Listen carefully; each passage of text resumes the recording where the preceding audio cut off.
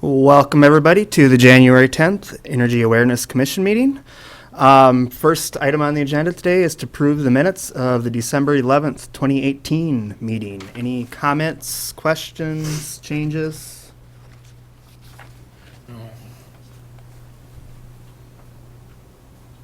Make a motion that we pass them. Second. A motion and second. All in favor, say aye. Aye. Anybody opposed? Motion approved. Second item on the agenda is to review the Conservation Income Improvement Statement of Expense. Derek.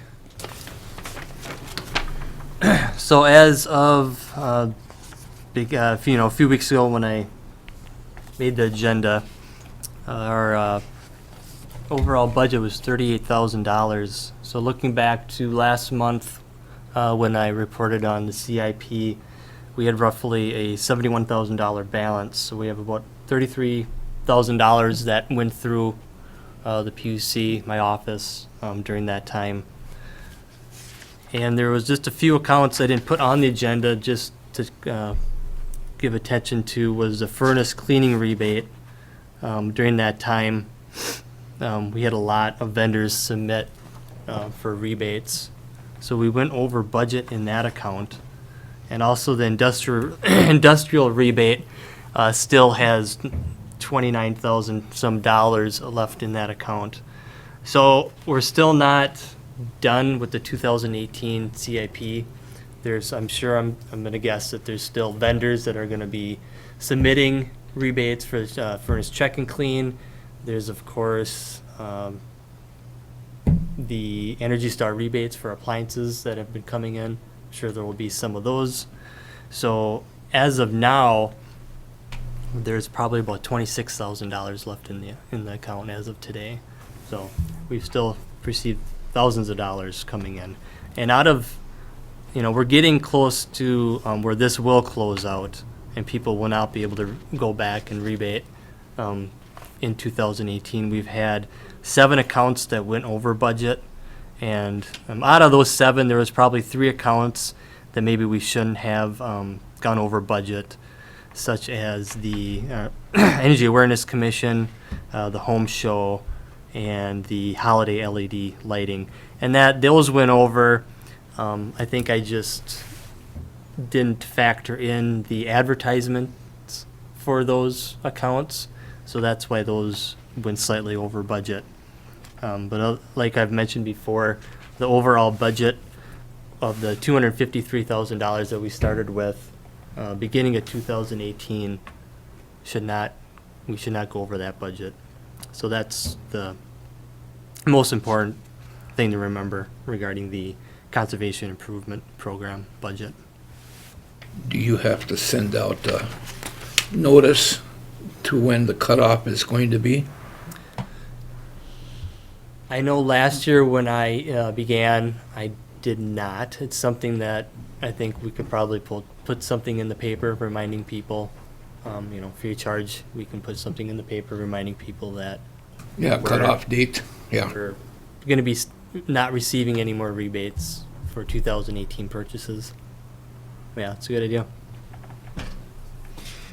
Derek, do you know, is there going to be any more of the stuff coming in for low-income programs? I guess I would have thought that numbers could be used a little more. That what is, they had submitted some things late Okay. after this, so we're down to about $300 in that account. Okay, good. So yeah, that got used up. Almost all that got used up, and that's another account where that $300 and some will get moved in to that low-income program for next year, since we're going to transfer the funds this year rather than put in this the general fund. Any other questions for Derek on the statement of expense? Otherwise, I'd look for a motion to approve. I'll make that. Second.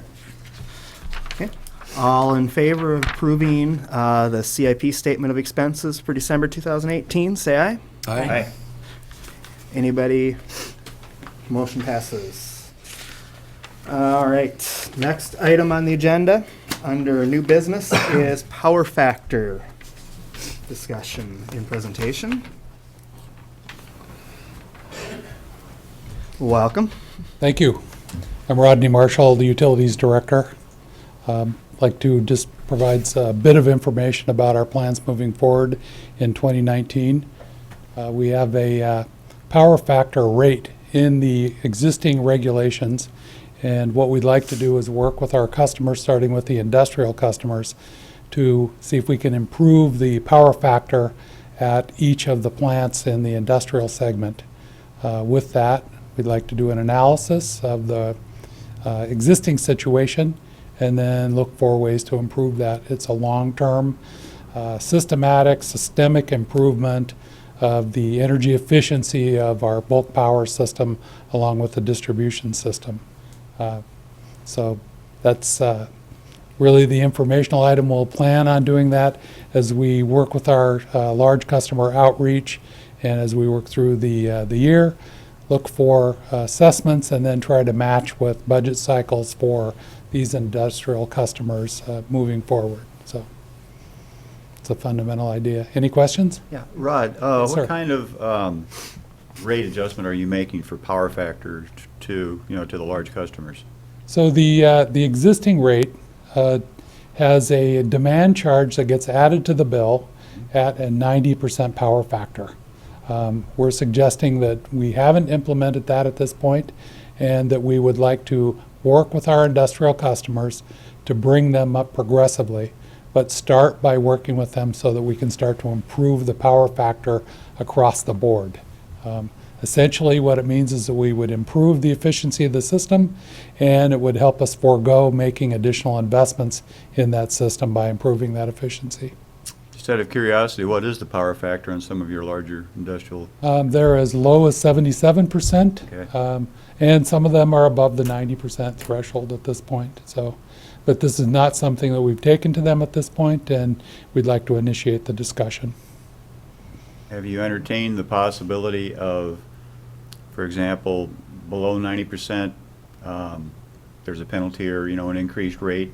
If they can maintain above 95%, they get a break, and so more of an incentive to, for them to install capacitors for correcting power factor and so forth? We haven't considered that as an alternative at this point, and partly because we have a lot of resistive loads in the city that would meet more than 95%, and it becomes a question of perhaps what's the parity between those that are already meeting 95% on their own volition and those that are now just improving their system to meet the 95%. Just a thought. It's always open for discussion, and there are several good strategies to work in a rate-based environment. I'd like to see us move up from 77% up to a higher rate, and frankly, I think that many of our industrial customers don't know what their existing power factor is, and that's something that we would like to bring to them, help them understand what the implications are, both inside the plant and then at the utility level as well, and then help them work through ways that we might be able to work together to cause the right outcomes. Very good. Any other questions? Is the impact on the CIP in our group is that you're looking at using some of our funds for that process, right? It is indeed. Okay. Yep, we do have some funds that are allocated for that at this point for improvement in industrial performance, so we would be looking at using some of those funds to assist with it. Okay. Any other questions? Have any timeline that you're looking at, or is it kind of too early? It's very loosely defined at this point. I mean, I think our target really is to do outreach, work with the large industrial customers at this point, and then establish a baseline. Here's where we're at right now. And then as we move forward, make recommendations to, how we might implement a program. An example of that could be that we work with them to improve the power factor up to 85%, implement an 85% power factor expectation, and then year on year perhaps move that up to 90 and 95. But right now the regulations do say 90% power factor. Okay, thank you. Okay. Other questions? All right. Thank you very much. All right, thank you for the information. It doesn't look like there's any action we need to take at this time. No, this was, it was just an informative, just like all the presenters that I've asked to come, they all revolve around, one thing in common, and it's energy efficiency.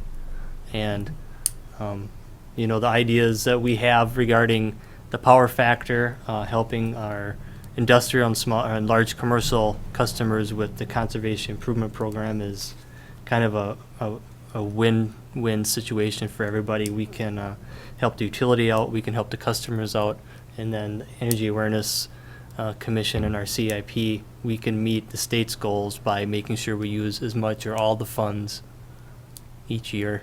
So This is something that'll also help us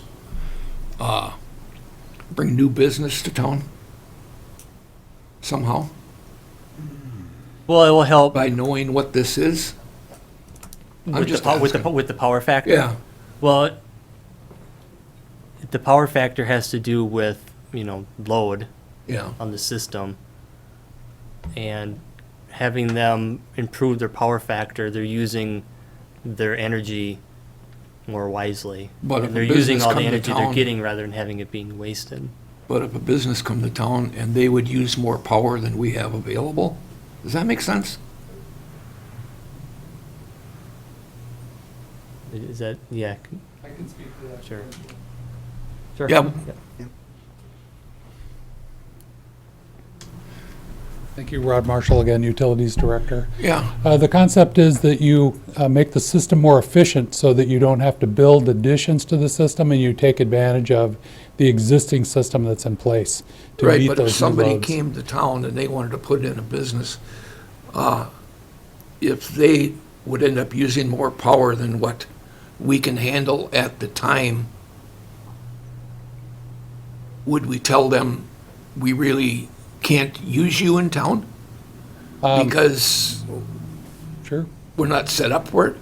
Certainly not my perspective. I Well, mean, no, you know, but I'd it's look to happened meet in the southern load. Minnesota, like in Worthington and Sure. and towns like that. Yeah, They had to do that with water. yeah, We can't use your business because we can't supply the water. yeah. Understood. I'm trying to imagine a business that's too large for us to take on at this point with our existing infrastructure that we couldn't build out to meet the need. And I'm having a difficult time imagining what that might be. For example, if we added 4 megawatts, depending upon where it was, we have plenty of capacity on an existing system. It's a fairly large load if you look at Right. the size of business. If we're talking about adding a substantially larger load, it's really a question of looking at the system, understanding where the connection point would be, and systematically going through what it would Okay. take to provide that energy. That was just a question. Yeah, You, of course, you'd also have to contact MISO and find out the availability on the transmission side.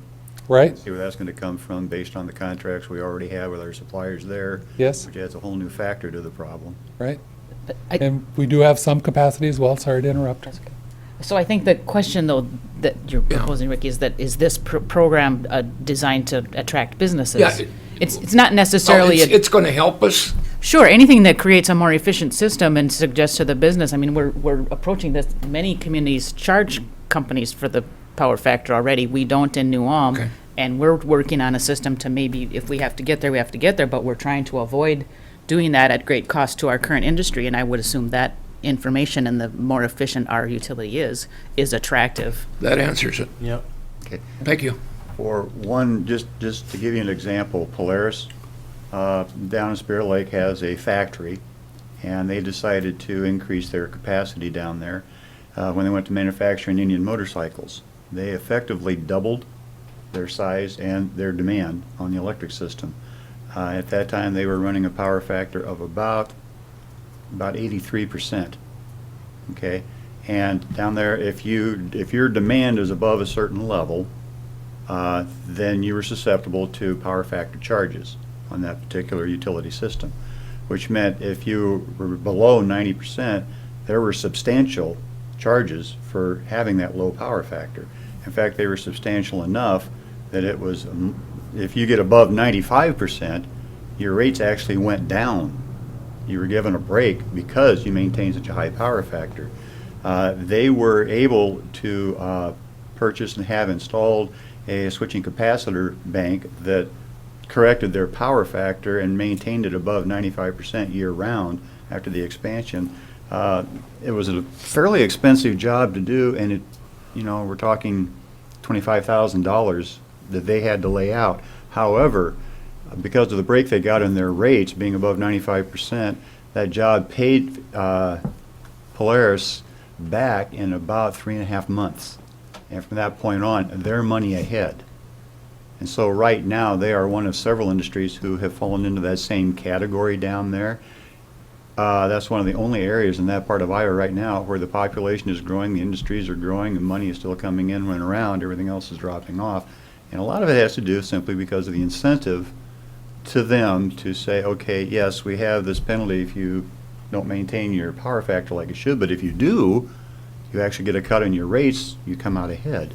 It helps the utility, it helps the industry, and from that point, it can draw some industries in, depending upon their size. The larger ones especially could look at it favorably. Well, I think it's just better all around for everybody if the industry itself is being more efficient. Yeah. That makes this whole entire system more efficient. So, Right. Very good. Thank you. any other comments or questions on power factor? Oh, that should be okay. All right, I think we'll move on then to under new business 3B, the CERTS program selection. Derek. So the CERTS Services to Utilities was presented last month by Alexis from Clean Energy Resource Teams. And I just wanted to know if the Energy Awareness Commission would like to give any input on the programs that were presented, if any that interest you. I think it'd be a good time to decide, especially since we're meeting every other month now.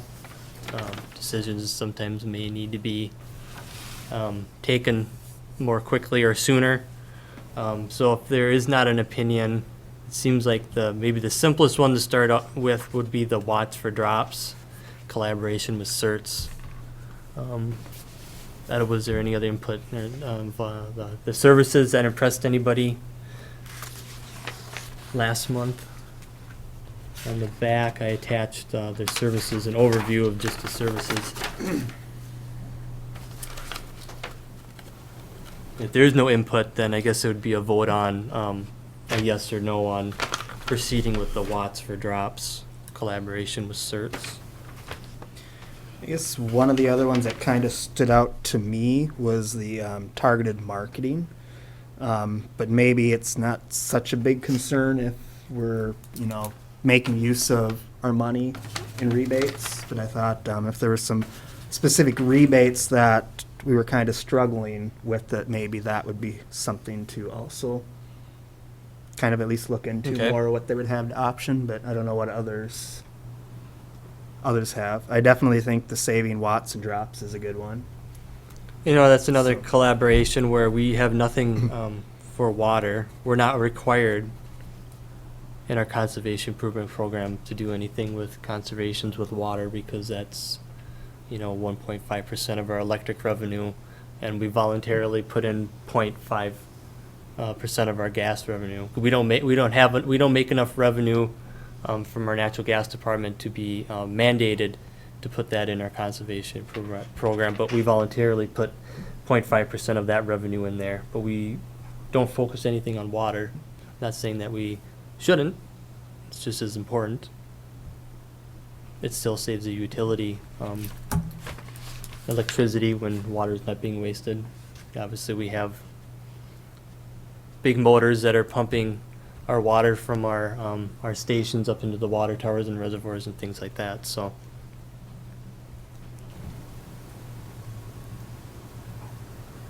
Others have thoughts or ideas on that?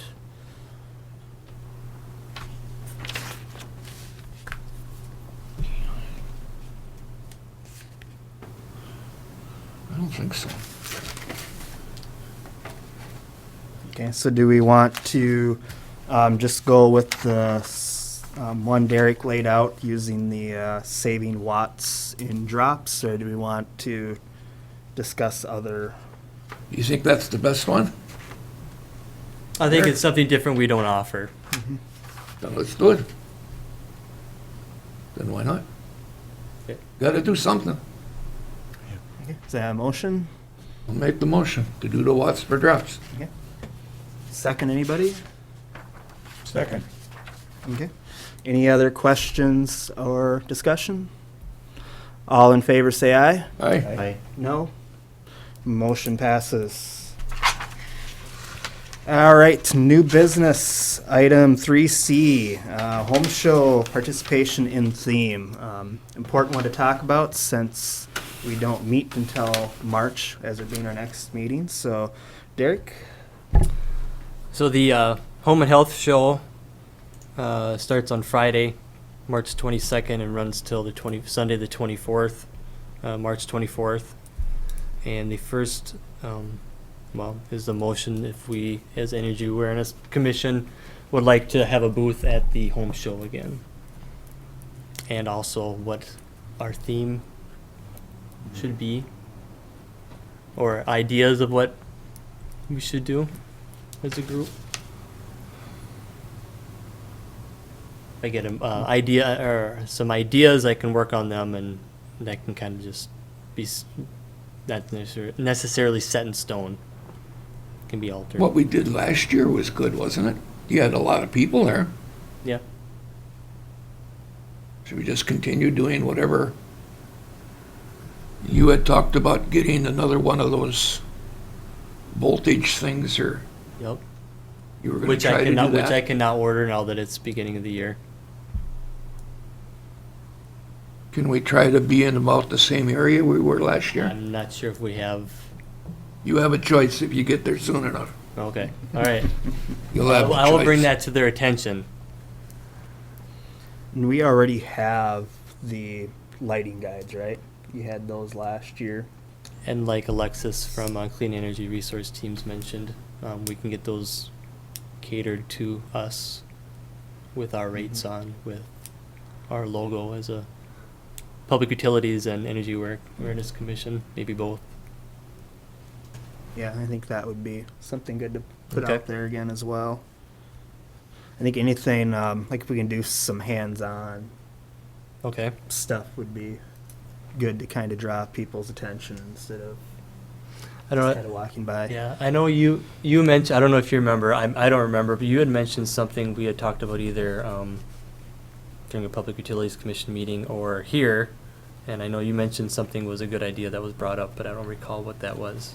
You don't happen to remember, do you? There's so many good ideas. I know. I can't remember them all. Which one though?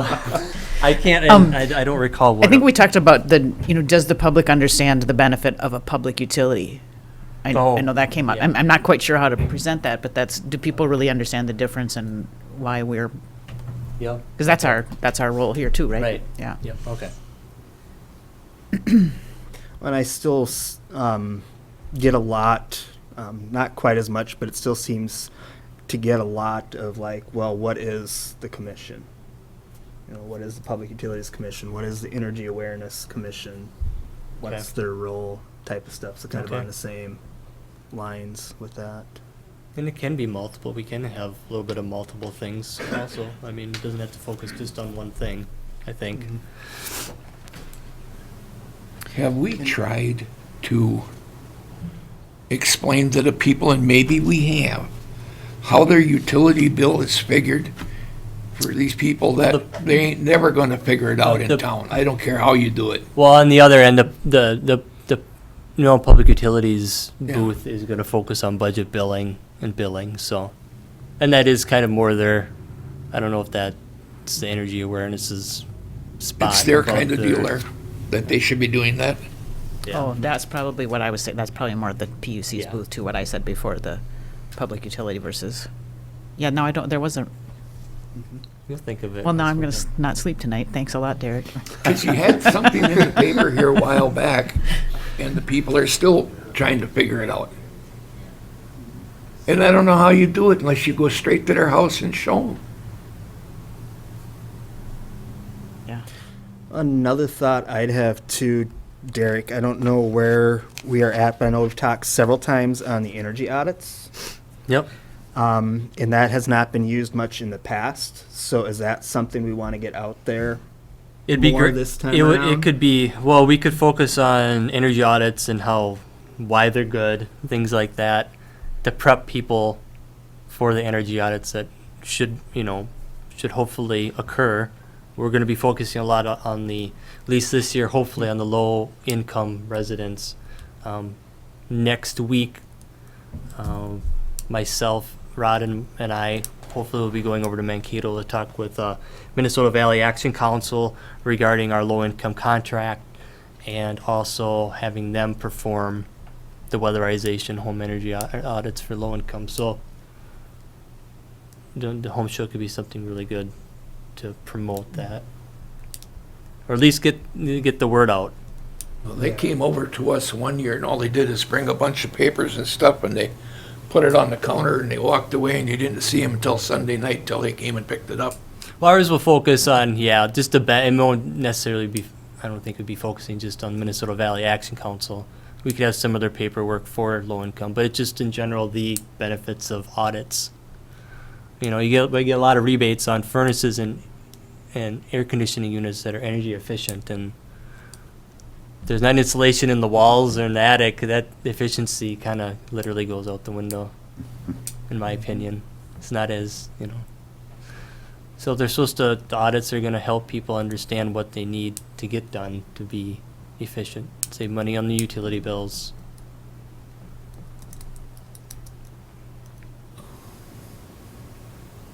Any other comments? Okay, I guess I'd be looking for a motion then to participate in the 2019 Home and Health Show. So Yeah. moved. I'll make the motion. Motion, second, anybody? Second.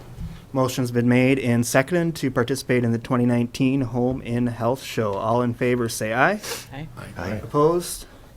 Motion carries. Derek, do you need any other information from us on that? at No, this I think time, or- between what we used last year and then maybe focusing on energy audits, I think I'll have to double check, but I think I can still communicate with everybody in between things possibly. I'll double check. All right. Last item under new business then is election of vice chair. This was actually on part of the agenda last month, but it kind of was overlooked. So, in the past, Energy Awareness Commission has had a vice chair. I think even farther back, they even had a secretary. But at this point, if there's anybody that would like or is willing to be the vice chair, or if anybody has any opinions, that could be, So you're saying we don't have a vice chair? currently no. So Jordy just stepped in, right? No, he was put in. You're the chair now. I'm sorry, I was Yes. gone last month. Last month we Okay. He elected the volunteered. chair. Perfect. We do not have a vice chair. Probably can't do both then, Rick was Ri- the year before. right? Did you just want me to stay in there until I'm done? Another year? You willing to stay in another year? Oh, yeah, I'm gonna stay another year anyway, regardless. Yeah. But you okay with vice chair for now? Yeah, why not? As long as you ain't gone. I will do my best not to be gone. So I make a motion to appoint Ricky Houck as the Yeah, chair go ahead. secretary. Second. Second, any other discussion or questions? All in favor of the motion as Ricky as vice chair of the Energy Awareness Commission, say aye. Aye. Aye. Opposed? Motion carries. Just write opposites on the back of that name and just see what happens. Any other commissioner comments or anything else, Derek? That's all I have. All right, I look for a motion to adjourn then. Next meeting is? Next meeting would be Tuesday, March 12th, since we go to the every other month now. So moved. Okay, I have a motion to adjourn. Second. Second. All in favor, say aye. Aye. Aye. Motion approved. Meeting is adjourned. Thank you, everybody.